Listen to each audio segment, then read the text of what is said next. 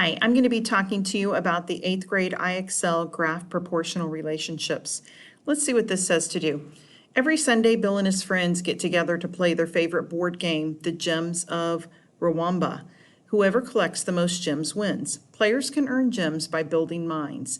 Bill earns 3 gems for each mine he builds. There is a proportional relationship. Graph this relationship and select 2 points to draw a line. So because we know it's proportional, we know that 1 point is going to go right here through 0, 0. Let's find the other point. Again, up here it says Bill earns 3 gems for each mine. Each mine would be for 1 mine. So we know it's 1 mine, but it's 3 gems. So I have to look at mines and go to 1, and I have to look at gems and go to 3. I know that's going to be a point on the line. I also know it's going to go through 0, 0. Then it says, what is the slope of this line? Remember, slope is the vertical change over the horizontal change. My vertical change is 3 over my horizontal change of 1. So my slope would have to be 3. All right, let's try another one. We're going to jump up a level to try this. This one says, as a young girl, Roseanne enjoyed watching her father make things in the woodworking shop.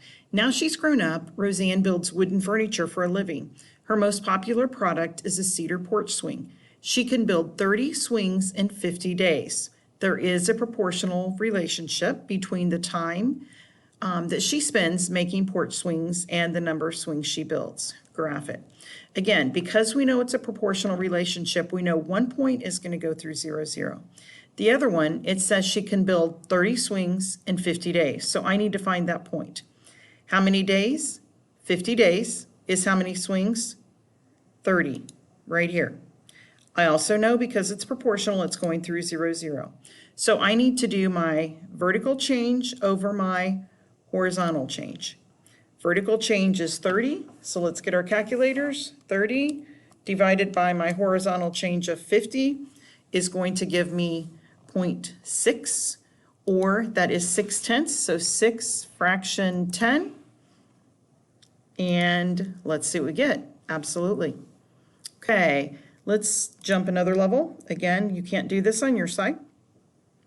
Carmen and her dad share an intense love for baseball. Every weekend they go to the batting cages to practice hitting. Carmel's dad buys tokens for her to use in the batting cages. If Carmen uses 15 tokens in the batting cage, the pitching machine will throw 90 pitches.